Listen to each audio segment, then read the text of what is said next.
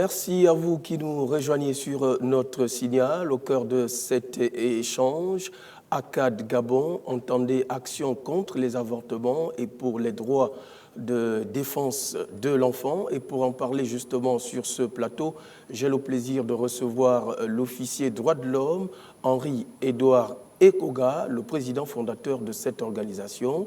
Officier droits de l'homme Ekoga, bienvenue sur Gabon Première et notre chapeau de questions pour cet entretien.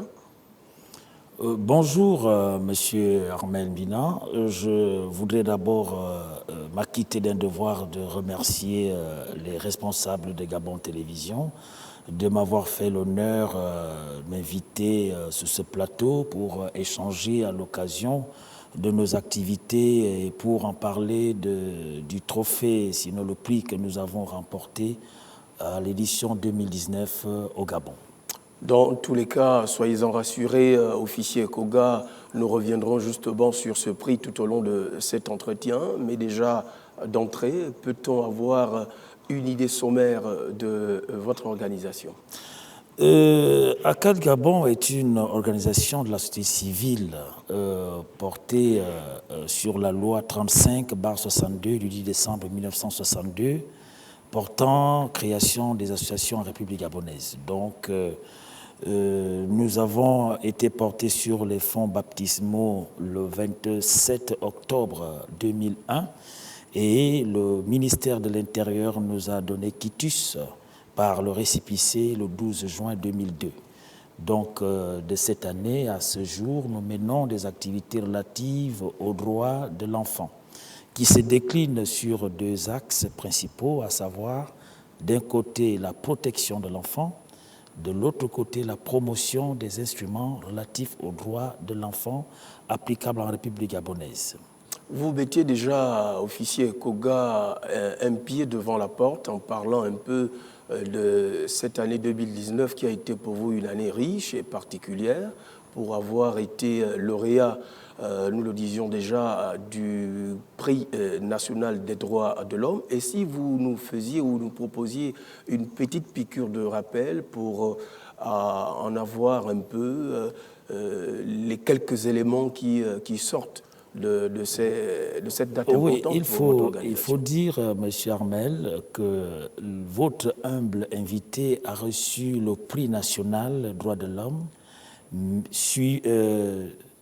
parce que le ministère de la Justice, garde des Sceaux, chargé des droits humains, a eu l'initiative d'en organiser et Madame la Première Dame, son Excellence Sylvia Bongo, Ondimba, par sa fondation Sylvia Bongo, a remporté le grand prix des droits de l'homme au Gabon, de par les efforts que cette dernière a fournis à déployer sur le plan national et international. L'adoption par les Nations Unies de la journée contre le cancer de l'utérus et du sein en est une illustration. Donc, nous venons en deuxième position après la fondation Sylvia Bongo, de par la somme des réalisations, des exploits que nous aussi nous avons réalisés sur le plan national. Lorsque j'ai parcouru avec plaisir, parcouru du regard justement votre rapport d'activité, il en ressort plusieurs choses qui sont faites et qui continuent d'être faites, mais qui sont scindées en axes prioritaires. Peut-on avoir un mot là-dessus? Il faut dire ici devant nos téléspectateurs que nous abordons une question, un domaine très délicat et très vaste, un domaine très technique, qui sont les droits de l'enfant.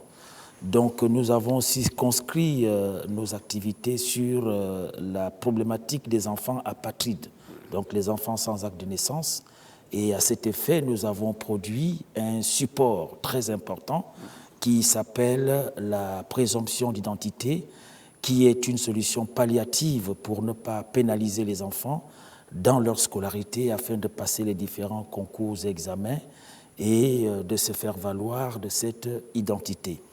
Nous avons produit, entre autres, un autre support qui est la phase du mariage mixte. La phase du mariage mixte, comme le président de la République, son Excellence Ali Bongo Ondimba, l'avait déclaré une décennie consacrée à la femme. Donc la femme en général, et celle qui nous préoccupe est celle qui revient d'autres cieux, donc les femmes expatriées qui sont en mariage avec des sujets gabonais, pour conférer à cette dernière un statut particulier en vertu des liens d'alliance qui les unissent avec les sujets gabonais. Donc la phase de mariage mixte va permettre à ce que cette femme mariée, cette femme expatriée mariée au Gabon, puisse circuler, puisse vivre, être intégrée et appartenir et contribuer au développement de notre communauté, de notre société, de notre nation, en même titre que les autres femmes. Parce que ces femmes se sentaient un peu marginalisées, un peu stigmatisées. Nous avons également produit la carte d'enfants vulnérables pour que ces enfants puissent bénéficier des avantages qui leur sont prévus par l'État, notamment les enfants qui vivent avec un handicap, les enfants réfugiés, les enfants victimes d'exploitation, les enfants victimes de traite, les enfants victimes de violences, de maltraitance, doivent bénéficier d'un soutien financier de la part de l'État. Selon la loi 3/18 du 8 février 2019 portant Code de l'enfant, conférant à tout enfant vulnérable un traitement particulier. Et enfin, nous avons produit un support qui est de l'initiation à la culture gabonaise pour les enfants qui sont déracinés aujourd'hui, qui ne connaissent plus parler nos langues, qui ne connaissent pas qu'est-ce que le Gabon, quelles sont les ethnies qui vivent au Gabon, quels sont les différents départements, et l'art culinaire, les danses folkloriques, les danses traditionnelles. Donc c'est tout ce compile que nous avons mis dans ce support d'initiation à la culture gabonaise au profit de nos enfants aujourd'hui qui n'ont que la langue française et sinon la civilisation occidentale, mais nous pensons que la culture gabonaise est importante pour vraiment se sentir gabonais, pour cet esprit de patriotisme, cet esprit de pragmatisme que tout enfant devrait arborer quand il est déjà grand. Un vaste chantier, hein, donc, que sont ces exploits que vous venez donc dégrainer ça et là. Mais je vais ici faire un plein feu sur la carte de l'enfant vulnérable pour parler donc des conditions d'éligibilité. Comment reconnaître, officier ECOGA, que tel ou tel autre enfant est vulnérable? Oui, il faut d'abord souligner l'aspect de vulnérabilité conféré à tout enfant en vertu de sa fragilité et de sa faiblesse. Tous les enfants sont vulnérables, mais le code de l'enfant que je venais de faire état tout à l'heure, donc la loi 003/18 du 8 février 2019 portant code de l'enfant, a bien spécifié quelles sont les conditions d'éligibilité à la situation de vulnérabilité. Vous avez des enfants vivant avec un handicap, les enfants vivant avec une maladie incurable, les enfants vivant en situation de réfugiés, les enfants abandonnés, les enfants en situation de violence sexuelle ou de violence sexiste. Donc les enfants, tous ces enfants sont considérés comme des enfants vulnérables. Et l'article 35 du même code portant code de l'enfant stipule que tout enfant vulnérable doit recevoir une aide financière de la part du Trésor public, c'est-à-dire les soins. Quand il se présente dans les services de soins publics, il doit être soigné gratuitement et les frais sont supportés par les trésors publics. Voilà les efforts que notre législation déploie pour effectivement venir en aide à ces enfants. Et évolue un peu donc dans le cadre de cet entretien pour parler des concepts, de ces types de concepts, j'ai envie de dire, entre défenseurs, acteurs, activisme, le tout mêlé dans ce modulo pour que toute confusion soit bue. Officier Ekoga, est-ce qu'on peut avoir une explication là-dessus, vous, en tant qu'expert? Je voudrais revenir un tant soit peu sur les différents concepts et les différentes fonctions dans le domaine des droits de l'homme. C'est une corporation, comme on peut parler de la santé, comme on peut parler de l'éducation, comme on peut parler de l'armée. Allez-y. Au niveau des droits humains, vous avez une hiérarchisation. Au bas de l'échelle, vous avez des auxiliaires des droits de l'homme. Donc, en fait, des personnes qui exécutent des tâches qui sont en rapport avec les droits de l'homme. Après viennent les agents des droits de l'homme. Ceux-là sont là spécifiquement pour faire un travail bien déterminé. Ces agents des droits de l'homme, vous les passez, vous devenez des acteurs des droits de l'homme. C'est-à-dire vous menez déjà un certain nombre d'activités qui font de vous, qui vous distinguent un peu des agents. Maintenant, pour être défenseur des droits de l'homme, il faudrait que dans la lutte que vous menez, vous puissiez vous faire reconnaître par soit une instance gouvernementale, soit par des organisations de la société civile. Et pour couronner le tout, pour être officier, qui est le sommet, vous devez devoir produire des actes que les autorités gouvernementales ou internationales peuvent reconnaître ou reconnaissent en tant qu'un moyen qui permet de mieux jouir de la dignité de la personne humaine. Parce que les droits ne sont pas figés. Les droits évoluent comme les lois évoluent. Donc aujourd'hui, ma qualité d'officier droits de l'homme, c'est en vertu des supports que nous délivrons et qui sont approuvés par l'ensemble des acteurs gouvernementaux et internationaux, qui est différent du grand officier qui est allé à l'international au niveau des Nations Unies, aller décrocher une journée internationale. Donc, c'est des actes qui ont été posés à un haut niveau.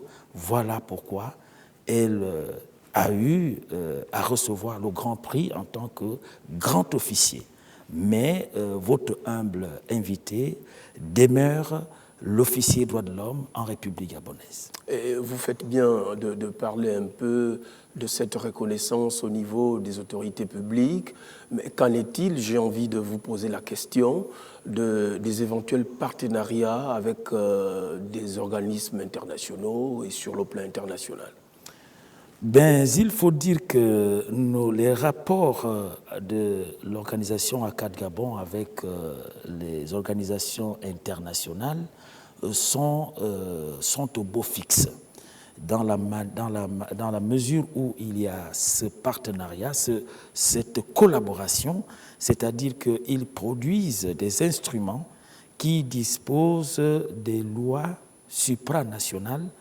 Donc, nous qui sommes une nation membre de l'Organisation des Nations Unies, nous nous en servions. Nous puisons dans les dispositions de lois supranationales pour mieux mettre en œuvre les politiques publiques en matière des droits de l'homme.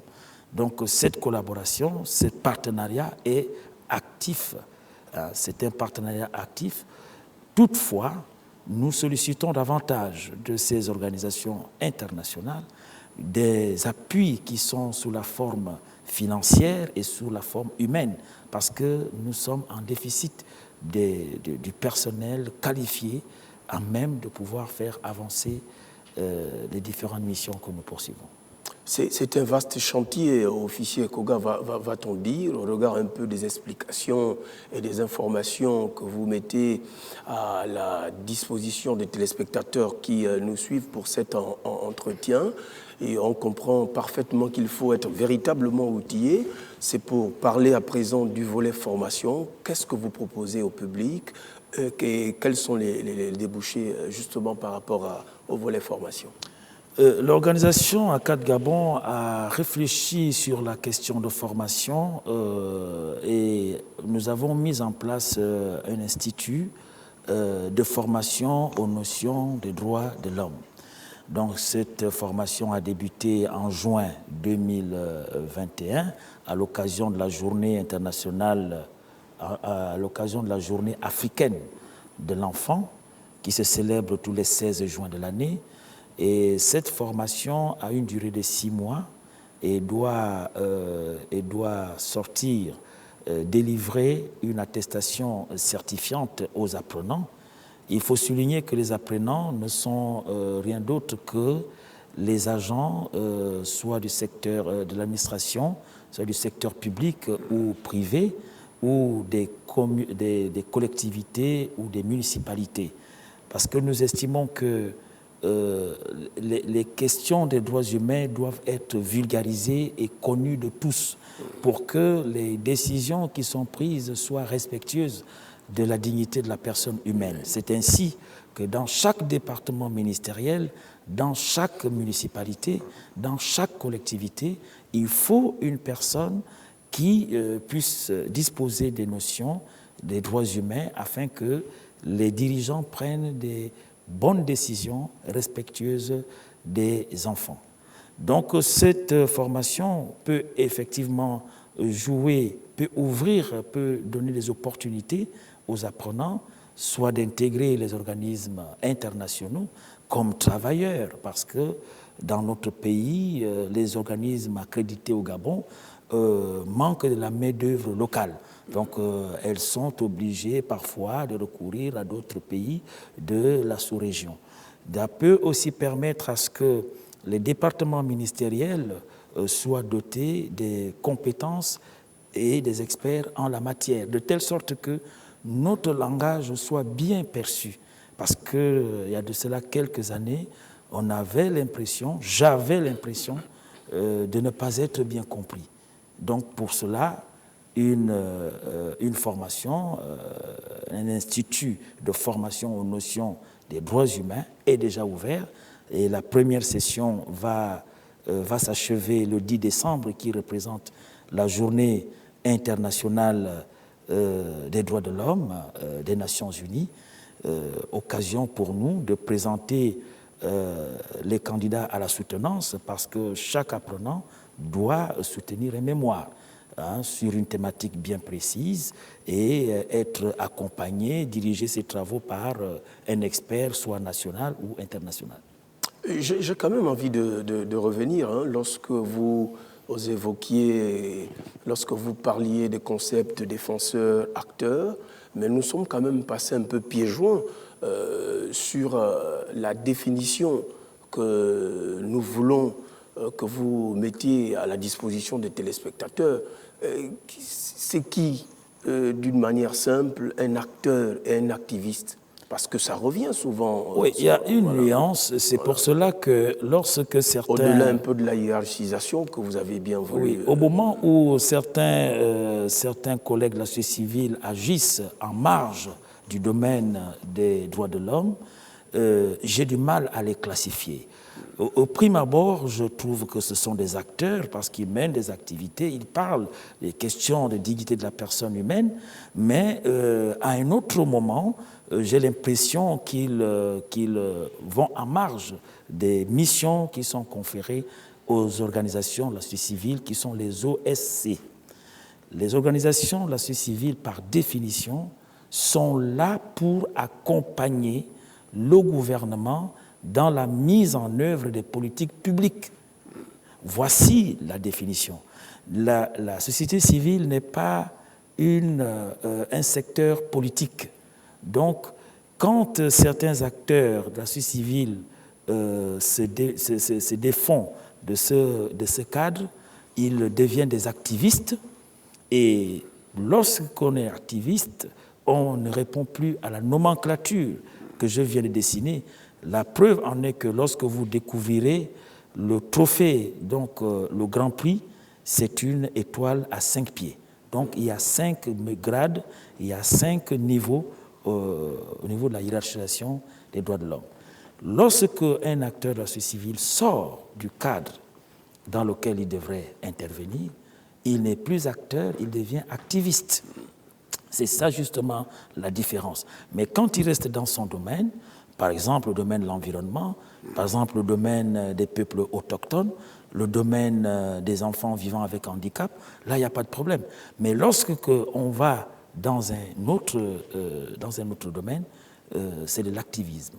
Voilà, vraiment, la précision méritait son pesant d'or. Donc, vous l'avez dit avec beaucoup d'humilité et de distance, nous allons revenir justement sur le volet formation pour parler des perspectives. Comment comptez-vous, à cet effet, vulgariser davantage les enseignements que vous proposez aux éventuels postulants?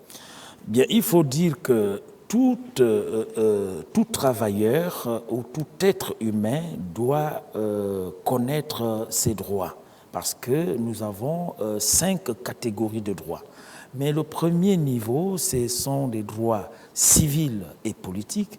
Donc, toute personne, comme vous, les journalistes, je voudrais profiter de cette tribune pour demander à ce que vous aussi, qui êtes en contact avec les populations, les communautés, que vous ayez des bases ou des notions essentielles dans le domaine des droits humains. C'est très important parce qu'ils abordent plusieurs secteurs à la fois. Il y a les questions de santé, les questions d'éducation, les questions de liberté, les questions de liberté publique, les libertés individuelles, les libertés collectives. Donc, tous ces aspects doivent être connus par l'ensemble des acteurs, que ce soit les agents du secteur public ou privé, ou des corps, des institutions, hein, parce qu'on ne peut pas être, par exemple, un élu du peuple si on ne maîtrise pas, si on n'a pas des notions de base sur les droits humains. Parce que vous défendez les causes des populations. C'est comme les agents des forces de sécurité. Vous ne pouvez pas être en contact avec les justiciables si vous ne connaissez pas les droits humains, c'est-à-dire comment ils doivent être traités. Sinon, si vous ne les connaissez pas, vous allez les violer. Pour revenir au préambule de la Déclaration universelle des droits de l'homme de 1948 qui dit ceci, je cite, « La méconnaissance ou le mépris des droits de l'homme conduit à des actes de barbarie. Soit vous ignorez, soit vous méprisez et le comportement. » Donc, au vu de tout cela, nous avons l'intérêt de porter les questions des droits humains plus haut, telles que les Nations Unies l'ont reconnu à notre pays en nous élisant au Conseil des droits de l'homme des Nations Unies. On n'est pas au Conseil des droits de l'homme des Nations Unies par hasard.